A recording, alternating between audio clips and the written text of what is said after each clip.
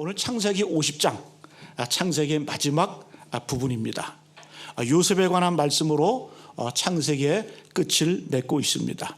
우리가 요셉을 하면 떠오르는 게 있어요. 이미지가 요셉.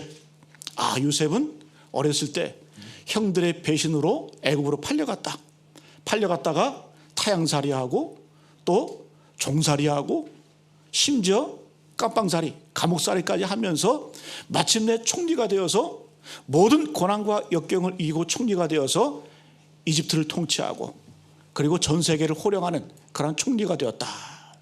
이런 이미지가 우리 가운데 가장 많이 떠오릅니다. 그런데 여러분, 요셉 이야기의 핵심은 그것이 아니에요. 요셉 이야기의 핵심은 성공 이전, 그가 어떤 삶을 거쳐오면서 성공했다, 그것을 성경은 말하고자 하는 것이 아니라 그가 요셉이 총리가 된 이후에, 힘을 가진 이후에, 권력을 가진 이후에, 성공한 이후에 그가 어떻게 하나님과 동행했고 또 어떻게 사람들과의 관계를 맺어갔는지, 그것을 우리에게 보여주는 것이 바로 요셉 이야기의 핵심입니다. 그래서 창세기의 마지막은 무엇으로 끝맺음하냐? 바로 형들을 용서하는 이 요셉의 이야기로 끝을 맺습니다. 여러분, 힘 있는 사람은, 권력 있는 사람은 용서하기가 힘들어요. 내가 원한 맺은 게 있고 대적이 있고 원수가 있어요. 그러자 내가 힘을 갖게 되면 그들을 용서하고 포용한다는 것, 그거 쉽지가 않습니다. 그러나 창세기의 마지막 요셉에 관한 이야기를 마지막에 하면서 성경은 우리에게 무슨 말하냐? 요셉의 마지막 용서를 우리에게 보여주고 있습니다. 이것이 바로 참된 성공자, 힘 있는 자의 모습인 줄로 믿습니다. 여러분, 창세기의 내용을 한번 보세요. 요셉 이야기가 쭉 많이 나오는데, 여러 장에 걸쳐서 나오는데, 요셉 이야기가 고난과 아픔과 성공, 그 이야기를 많이 다루는 것이 아니라 2배 이상 요셉이 총리가 된 이후에, 성공한 이후에, 힘을 가진 이후에 어떻게 살아왔는지를 더 많이 보여주고 있습니다. 그래서 진정한 인생의 성공자는 어떤 사람이냐? 고난을 극복하고 이겼다, 승리했다? 그게 끝이 아니라 그 이후에, 성공한 이후에, 힘을 가진 이후에 그가 어떻게 용서하고 또 어떻게 하나님께 쓰임받았는지, 이것이 참으로 중요한 줄로 믿습니다. 여러분, 대부분의 사람들은 성공한 이후에, 힘을 가진 이후에 반드시 보상심리가 따라옵니다. 내가 여기까지 올라오는데, 이만큼 이루는데 내가 얼마나 고생했고 수고했는지 당신들은 아느냐? 그러면서 뭐라고 생각해요? 보상심리가 작용해요. 공로의식이 작용합니다. 그래서 뭔가 해놓은 것을 가지고 누리려고 하고, 그리고 과시하려고 하고 교만하려고 합니다. 그러나 여러분, 요셉은 그러지가 않았어요. 이룬 다음에 더 겸손하고 더 용서하고 더 베풀고 더 하나님의 말씀대로 순종하는 그런 삶을 우리는 보게 됩니다. 여러분, 새로운 한 해를 맞이하면서 2024년도 이전 것은 지나갔으니 보라 새 것이 되었도다. 여러분, 새로운 한 해가 시작되었습니다. 올 한 해 어떻게 살 것인가? 우리가 2가지를 준비해야 될 줄로 믿습니다. 첫 번째는 우리가 하나님 앞에서 어떻게 살 것인가? 두 번째는 사람 앞에서 어떻게 살 것인가? 첫 번째, 하나님 앞에서 여러분 겸손으로 허리를 동이시기를 축복합니다. 첫 번째 구호는 우리가 그래야 돼요. 하나님 앞에서 겸손. 두 번째는 사람 앞에서 온유. 다시 한번요. 하나님 앞에서 겸손, 사람 앞에서 온유함을 가지고 올 한 해 살아가시기를 축복합니다. 이런 삶을 살아갈 때 하나님이 기뻐하시는 삶, 썩지 않는 인생, 후회하지 않는 인생을 살게 될 줄로 믿습니다. 첫 번째, 하나님께 대하여 겸손하시기를 축복합니다. 여러분, 겸손이 무엇입니까? 겸손은 아무리 힘이 주어지고 아무리 강하다 할지라도 하나님 앞에서 꺾일 줄 아는 것, 이것이 바로 겸손인 줄로 믿습니다. 여러분, 우리가 이 땅을 살아갈 때 많은 분들이 예수를 믿으면서도 내 생각, 내 판단, 내 의지 갖고 살아요. 함부로 판단하고 함부로 정죄하고 함부로 비난합니다. 그 내 생각이 강하기 때문에 그래요. 내 감정, 하나님의 약속, 하나님의 말씀보다 내 느낀 감정이 앞서기 때문에 인간적인 생각이 많이 드러납니다. 그러나 그런 마음이 든다 할지라도 하나님 앞에서 꺾일 줄 아는 것, 꺾이는 것, 이것이 바로 겸손이고 축복인 줄로 믿습니다. 여러분, 힘 있는 사람은, 특별히 또 건강한 사람들은 겸손하기가 참 힘듭니다. 힘이 뭘까요? 힘. 힘의 정의가 무엇입니까? 쉽게 표현하면 힘이라고 하는 것은 내가 하고 싶은 대로 할 수 있는 것이 힘입니다. 건강하면 내가 뭐든지 할 수 있을 것 같아요. 돈이 있으면 내가 누릴 수 있고 또 이 땅을 쉽게 살 수 있을 것 같아요. 권력이 있으면 그것이 우리가 힘이 되어서 내 마음대로 할 수 있을 것 같아요. 그러나 여러분, 그래서 힘이라고 하는 것은 내 자아, 내 자존감을 높이는 것이 바로 힘입니다. 자아가 강해집니다. 그때 여러분 우리가 겸손할 수 있어야 돼요. 겸손이 뭘까요? 하나님 앞에서 내 자아가 꺾이는 거예요. 힘이 꺾이는 게 바로 겸손인 줄로 믿습니다. 여러분 주의 일에도 마찬가지입니다. 사도행전 16장에 보게 되면 사도 바울이 이제 주님 만난 이후에 하나님의 부름받은 사도로서 원대한 꿈과 비전이 있었거든요. 내가 이제 저 문명이 찬란한 아시아로 가서 인도나 중국으로 가서 내가 하나님의 복음을 마음껏 한번 전해보겠다. 이런 꿈, 비전, 포부, 뭐 그게 잘못된 거입니까? 아니죠. 자기 어떤 그 비전과 꿈을 가지고 내가 나름대로 이 문명이 그리고 온갖 문화와 종교가 꼽힌 내가 아시아로 가서 내가 복음을 한번 전해보겠다. 이런 꿈과 비전을 가지고 이제 선교 사명을 감당하려고 합니다. 근데 그가 기도하는 가운데 성경이 이렇게 표현합니다. 그가 아시아로 가고자 할 때에 성령께서 막으셨다 그래요. 성령이 막으셨다 그래요. 또 아시아로 가는 길이 막히니까 그가 이제 비두니라고 하는 구소로 가려고 이렇게 마음을 먹어요. 근데 또 다시 예수의 영이 허락하지 않았다라고 이렇게 이야기를 합니다. 자기는 나름대로 꿈과 비전과 선교의 사명을 가지고 가려고 하는데 그가 기도하는 가운데 성령께서 마음 가운데 역사하시는 거예요.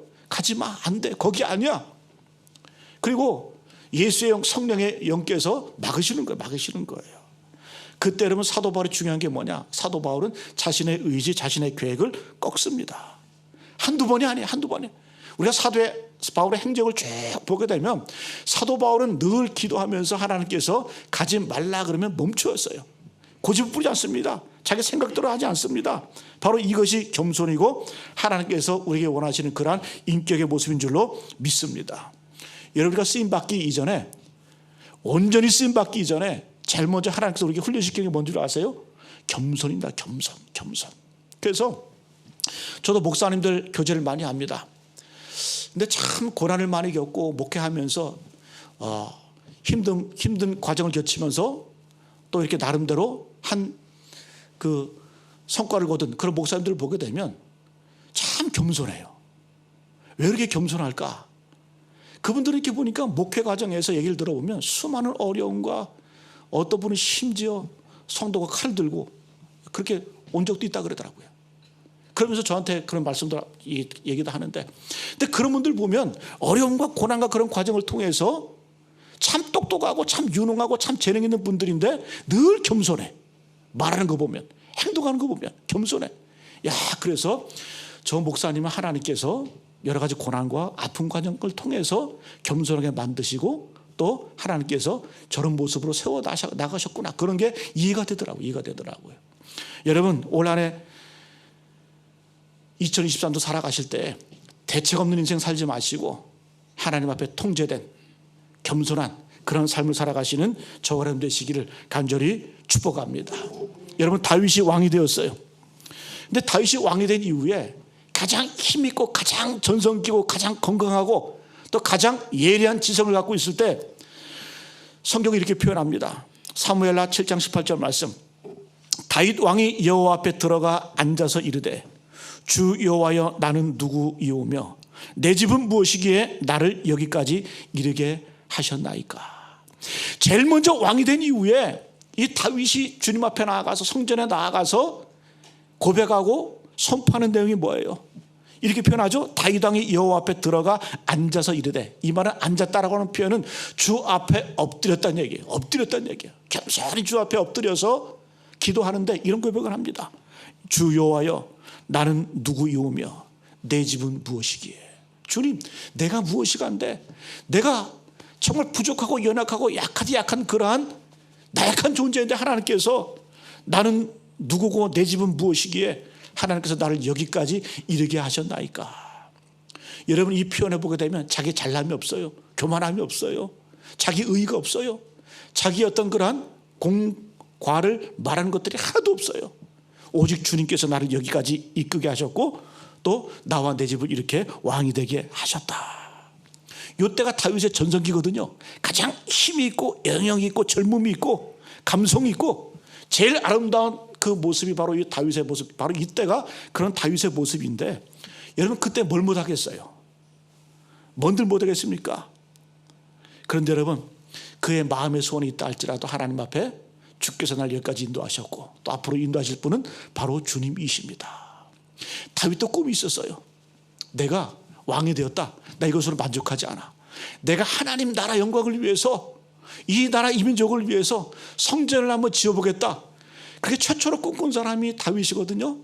근데 하나님께서 그 계획마저도 꺾어버리셔요. 너는 안 돼. 너는 안 돼. 여러분, 다윗이 자기 겸손히 자기 의지를 꺾지 않았으면 할 수도 있었어요. 그런데 하나님께서 넌 아니야. 네가 하면 안 돼. 꺾어버리시니까 그 하나님의 계획 앞에 자기 자신을 내려놓잖아요. 아무리 좋은 일, 아무리 의로운 일, 아무리 자기가 옳다고 인정하는 일을 할지라도 하나님께서 너 아니야 이렇게 말씀하시니까 그냥 꺾어버리는 거예요. 이것이 바로 진짜 겸손이고 다윗의 강점인 줄로 믿습니다. 여러분, 우리가 주님 안에서 참된 자유와 진리를 누리는 사람들인 줄로 믿습니다. 너희가 진리를 알지니 진리가 너희를 자유롭게 하리라. 여러분, 자유가 뭘까요? 참된 자유는 맘대로 하는 게 자유가 아니에요. 그건 방종이지. 자유는 내가 할 수 있지만 하지 않는 게 자유예요.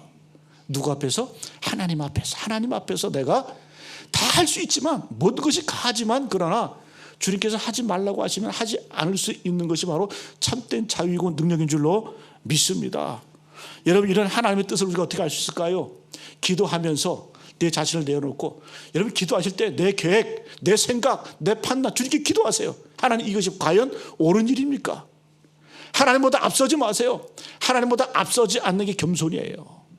그래서 여러분, 우리가 모든 것들을 할 때 때마다 일마다 순간마다 항상 기뻐하라. 쉬지 말고 기도하라. 여기서 말하는 쉬지 말고 기도하라는 얘기는 우리가 어떻게 쉬지 않고 기도합니까? 숨도 쉬어야지.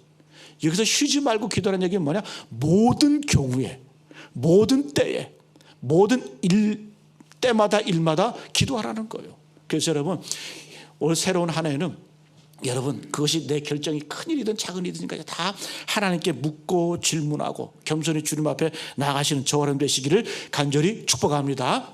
여러분, 오늘 요셉 참 겸손해요. 19절 보니까 19절 표현이 참 마음에 와닿는데요.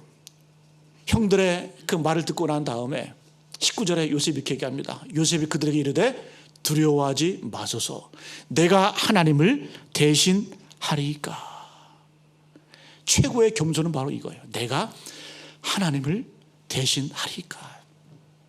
모든 것이 다 하나님의 뜻이고 하나님의 섭리이지 내가 하나님을 대신할 수 없다라는 거예요. 이 당시에 요셉도 총리였잖아요. 심판과 복수 다 할 수 있어요.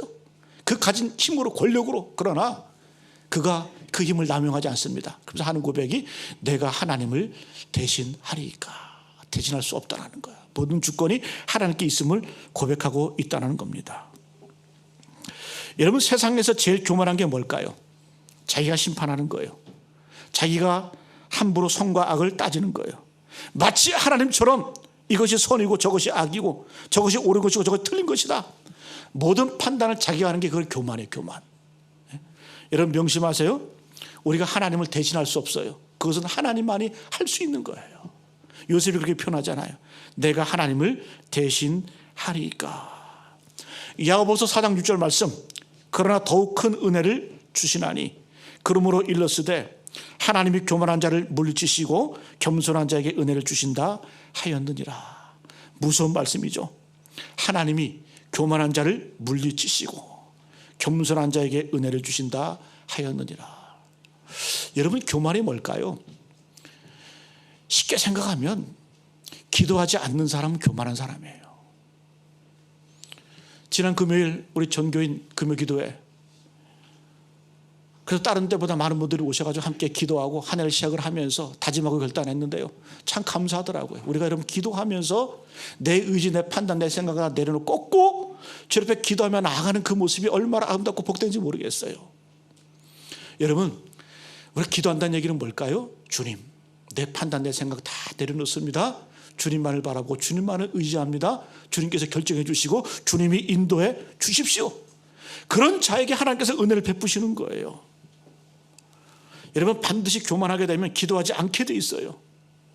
여러분, 교만이라고 하는 이 단어, 또 교만이라고 하는 이 자세가 참 우리 가운데 없애기가 힘들어요. 저도 그렇고 어느 순간 참 이 교만이 자리 잡게 되는데 조금만 잘 되고 조금만 잘난 것 같으면, 저도 목사도 그래요. 교만이 막 이렇게 우미터. 그래서 이 여러분 미국을 건국한 청교도들, 이 청교도들 말 가운데 이런 말이 있어요. 교만에 대해서. 교만은 속옷과 같다. 이게 무슨 말일까요? 교만은 속옷과 같다. 왜 교만이 속옷일까? 잘 들어보세요. 속옷은 제일 먼저 입고 제일 나중에 벗어요. 그렇지 않아요?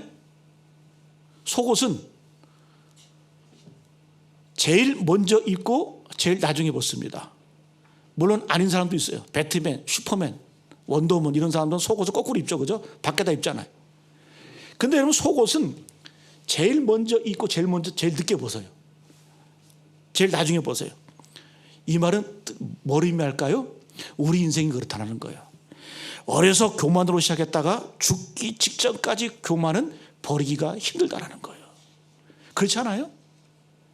속옷을 마치 제일 먼저 입고 제일 나중에 벗듯이 우리의 인생의 교만함도 어려서부터 처음부터 교만으로 시작했다가 교만으로 끝을 맺는 게 바로 우리 인생이라는. 그래서 우리가 그토록 교만을 버려라, 교만을 내어놓으라, 겸손하라 얘기가 뭐예요?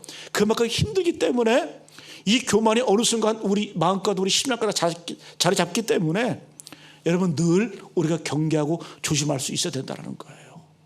여러분, 하나님의 능하신 손 앞에서 겸손하시기를 축복합니다. 제일 먼저 첫 번째, 새해는 하나님 앞에서 겸손한 인생, 기도하는 인생, 하나님의 뜻과 또 하나님의 섭리 앞에 내 자신을 내려놓을 수 있는 저런 되시기를 간절히 축복합니다. 두 번째는 사람에 대해서는 온유하라는 거예요. 사람에 대해서 온유하라. 온유가 뭘까요? 힘 있는 사람의 덕목이에요. 힘 없는 사람을 향해서 온유하다고 말하지 않아요. 힘은 있지만 절제하는 게 온유거든요. 힘은 있어요. 권력은 있어요. 파워는 있어요. 그러나 그 힘을 함부로 남용하지 않고 절제하는 게 그것이 바로 온유입니다. 온유. 민수기 12장 3절에 보게 되면 모세가 그렇게, 모세에 대해서 하나님께서 이렇게 평가내잖아요. 평가를 합니다. 모세는 그 온유함이 지면의 모든 사람보다 더하더라. 그래서 모세가 하나님께서 인정해 주셨어요. 이거 하나, 온유했다. 힘은 있지만 남용하지 않고 판단하지 않았어요. 여러분, 우리가 아론과 모세와 아론이 있습니다. 모세 형이 아론입니다. 근데 우리가 인간적인 객관적인 면에서 보게 되면 아론이 훨씬 더 똑똑하고 예리하고 말도 잘하고 재주가 많아요. 모세는 스스로 얘기하죠. 나는 말도 못합니다. 어눌합니다. 부족합니다. 늘 이 심경이 왔다 갔다 합니다. 그렇게 고백하거든요, 모세가. 근데 하나님께서는 왜 그렇게 똑똑하고 잘나고 말 잘하는 아론을 쓰지 않으시고 모세를 사용하셨을까?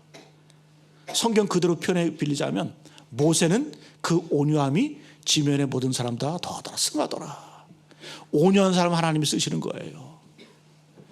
여러분 한번 볼게요. 창세기 32장에 보게 되면 모세가 신의 산으로 올라가서 40주야를 하나님과 함께 머뭅니다. 아래에 있던 백성들은, 이스라엘 백성들은 두려운 거예요. 왜 모세가 안 내려오지? 죽었나 살았나 궁금한 거예요. 알 수가 없는 거예요.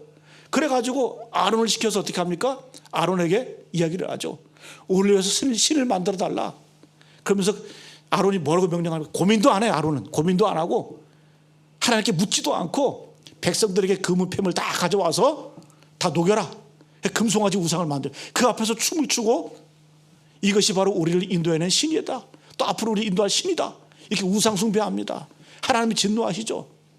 여러분, 아론은 똑똑하지만 재주가 많지만 하나님께 묻지 않아요. 그 곧바로 백성이 원하는 대로 우상을 만들어서 함께 숭배하고 함께 죄를 짓죠. 그런데 여러분, 모세는 어떻게 해요? 그가 부족하고 연약해요. 리더십도 부족해. 그러나 어떻게? 이 모세는 어떻게? 하나님께 묻고 하나님보다 앞서지 않습니다. 온유합니다. 힘은 있어도 그것을 남용하지 않습니다. 여러분, 오늘 요셉도 마찬가지. 요셉도 형들이 이제 복수할까 봐 겁이 나죠. 아버지 야곱이 죽고 나니까 이제 아버지 살아계실 때는 우리가 동생을 팔아먹은 이 원한, 이것들을 아버지 살아계실 때는 차마 우리에게 그 갚지를 못했는데 이제 아버지 죽고 나니까 이제 그 원한을 우리한테 갚을 것이다, 이렇게 스스로 오해를 해서 없는 말을 거짓말을 하는 거예요. 아버지가 살아계신 생전에 우리에게 말씀하셨다. 요셉이 너에게 말씀했지 않냐? 형들을 다 용서하고 보듬어 줘라, 이렇게 얘기를 하는 거예요. 그러니까 이 요셉이 이 말을 듣고 난 다음에 반응한 16절 17절 말씀, 우리 다시 같이 한번 읽어볼까요? 16절 17절 말씀 시작. 요셉에게 말을 전하여 이르되 당신의 아버지가 돌아가시기 전에 명령하여 이르시기를 너희는 이같이 요셉에게 이르라. 내 형들인 내게 악을 행하였을지라도 이제 바라건대 그들의 허물과 죄를 용서하라 하셨나니 당신 아버지의 하나님의 종들인 우리의 죄를 이제 용서하소서 하며 요셉이 그들이 그에게 하는 말을 들을 때 울었더라. 겁나는 거예요. 겁나는 거예요. 그래서 하지도 않은 말을 아버지가 살아계실 때 우리에게 형들을 좀 용서하라고 전하라고 이렇게 얘기를 하셨다, 이렇게 하라는 거예요. 그러니까 요셉은 이미 다 용서하고 다 품었는데 형들이 그러니까 요셉이 반응을 보세요. 그때 울었더라. 설득 이해하지 않습니다. 화내지 않습니다. 그냥 우는 거예요. 여러분, 그래서 힘 가진 사람이 꼭 필요한 게 뭔지 아세요? 눈물인 줄로 믿습니다. 여러분, 건강하세요? 건강하시면 나보다 약하고 병든 분들을 위해서 눈물을 흘리시기 바랍니다. 내가 가진 것이 많으세요? 내가 권력이 있으세요? 그럼 권력이 없는 자, 힘 없는 자들을 위해서 우시기를 축복합니다. 요셉은 그랬어요. 그렇게 그에게 하는 말을 들을 때 울었더라. 이게 바로 긍휼이고 온유함이고 자비한 하나님의 마음인 줄로 믿습니다. 그러면서 하는 말이 21절에 더 나아가서 요셉은 뭐라고 말하는 거예요? 당신들은 두려워하지 마소서. 내가 당신들과 당신의 자녀를 기르리이다 하고 그들을 간곡한 말로 위로하였더라. 이것이 바로 사람 앞에 온유한 자의 모습인 줄로 믿습니다. 여러분, 내 가정에서, 공동체 안에서, 또 내 직장에서, 내 사업장에서 여러분 온유한 자 되시기를 축복합니다. 내가 힘이 있다 할지라도, 내가 가진 것이 있다 할지라도 함부로 그 지위를 남용하지 마시고, 힘을 남용하지 마시고, 내가 가진 물질 자랑하지 마시고, 남용하지 마시고, 어떻게? 조용히 온유한 마음으로 섬기고 힘을 주고 함께 보듬을 수 있는 요셉과 같은 그런 온유함이 우리 가운데 있기를 간절히 축복합니다. 그러면 올 한해 하나님께서 여러분들을 기뻐하실 거예요. 기뻐하실 거예요. 기뻐하시는 인생을 살게 될 줄로 믿습니다. 하나님 앞에서는 겸손해야 돼요. 무조건 겸손해야 됩니다. 요셉처럼, 다윗처럼. 그리고 사람 앞에서는 여러분 온유해야 될 줄로 믿습니다. 20절 말씀 보세요. 그러면 요셉이 이렇게 용서할 수 있고 온유할 수 있는 그 비결이 뭘까요? 하나님의 섭리를 깨닫고 나면 이렇게 되는 거예요. 20절 말씀 제가 읽어드릴게요. 당신들은 나를 해하려 하였으나 하나님은 그것을 선으로 바꾸사 오늘과 같이 많은 백성의 생명을 구원하게 하려 하셨나니. 다 알아. 요셉도 당신들이 나를 해하려 했어. 내가 어렸을 때 당신들이 나를 팔아먹었어, 종으로. 다 알아. 내가 얼마나 죽을 고생했는데, 감옥에 갇히기도 하고 종살이도 하고 억울한 누명을 쓰고 내가 얼마나 고생했는데 다 알아. 그 원인이 뭐예요? 당신들이 나를 팔아먹었기 때문에 그래. 그러나 그 안에서 하나님의 섭리를 보는 거예요. 뭐라고 말하는 거예요? 하나님은 그것을, 악을 선으로 바꾸사 오늘과 같이 많은 백성의 생명을 구원하게 하셨나니. 여러분, 요셉은 크게 보는 거예요. 그 모든 과정이 다 어떻게? 하나님의 섭리 안에 있었다. 하나님의 인도하심에 있었다. 내가 힘들고 어려운 과정을 겪었지만 어떻게? 결과적으로 하나님께서 하신 일이다. 왜? 기근에 휩싸인 그 이스라엘 민족, 또 애굽 백성들, 또 전 세계 주변국들 다 구원해내기 위해서 하나님께서 여기까지 이 과정을 인도하신 것 아니냐? 하나님의 섭리를 깨닫고 나니까 어떻게? 용서가 되는 거예요. 온유함이 되는 거예요. 겸손함이 이루어지는 거예요. 여러분, 우리가 어떤 얽히고 섞인 일들에 대해서 하나님의 섭리 가운데 바라보실 간절히 축복합니다. 우리 직장에서, 사업장에서, 가정에서, 인간관계 가운데 매인 것이 있고 어떻게 기도하시면서 하나님의 섭리를 바라보시고 하나님의 인도하심을 바라보시길 간절히 축복합니다. 그러면 조급하지 않아요. 급하지 않아요. 온유함을 가지고 우리가 주님 앞에 나아가게 될 줄로 믿습니다. 그래서 하나님의 뜻을 아니까 용서가 되는 거예요. 용서는 하는 게 아니에요. 용서는 되는 거예요. 그죠? 엄밀히 말하면 우리가 용서하는 것 같지만 용서는 하는 게 아니라 용서는 되는 겁니다. 어떨 때? 하나님의 섭리를 우리가 마음 가운데 포용하고 받아들일 때 용서는 저절로 되는 겁니다. 여러분, 요셉이 형들을 용서했다는 근거가 뭘까요? 요셉이 두 아들 낳았거든요. 에브라임과 므낫세를 낳았어요. 에브라임과 므낫세. 에브라임이 먼저 나니까 에브라임이 형이 다 아니에요. 므낫세가 형이에요. 므낫세가 형. 그리고 에브라임이 동생입니다. 자, 므낫세 이름의 뜻이 뭘까요? 므낫세 이름의 뜻은 잊었다, 잊어버렸다 그런 뜻이에요. 에브라임은 두 배의 축복이라는 뜻입니다. 여러분, 이 요셉이 자식을 낳고 난 다음에 그 자식들의 이름을 지을 때 자기의 인생의 여정 가운데 용서함에 대한 그런 고백이 나오는 거예요. 내가 첫 아들을 낳았어. 므낫세를 낳았어. 이것은 뭐예요? 잊었다. 내가 모든 과거, 모든 아픔, 모든 상처 용서함으로 내가 다 잊어버리겠다. 그런 다짐과 결단이 담겨져 있는 거예요. 므낫세. 그랬더니 하나님께서 어떻게? 두 배의 축복을 주셨다. 에브라임의 축복을 주셨다. 그래서 여러분 12지파 가운데 땅을 분배할 때에도 레위 지파는 하나님이 택한 족속이기 때문에 따로 떼어놨어요. 그래서 요셉의 그 두 지파, 에브라임과 므낫세 지파가 두 지파를 차지하잖아요. 요셉의 자손들이 하나님의 약속대로, 하나님의 능력대로, 하나님의 은혜대로 이렇게 하나님께 축복을 주시고 은혜를 주시는 줄로 믿습니다. 여러분, 오늘 말씀을 마치겠습니다. 새로운 한 해가 시작되었습니다. 어떻게 사시겠습니까? 하나님이 기뻐하시는 인생을 사시기를 축복합니다. 요셉처럼, 우리 믿음의 선배들처럼 하나님 앞에서는 철저히 겸손하시고 내 생각, 내 판단, 내 의지대로 살려고 하지 마시고 기도하시면서 하나님의 뜻을 묻고 질문하고 그 뜻을 구하고 늘 주님의 그 은혜 앞에 겸손으로 허리를 독이고 하나님이 인도하시는 그 길을 걸어가시는 우리 모두 되시길 간절히 축복합니다. 그 사람 앞에서는 온유하시길 바랍니다. 내가 힘이 있다 할지라도, 능력이 있다 할지라도 그것을 함부로 쓰고 남용하고 이용하는 것이 아니라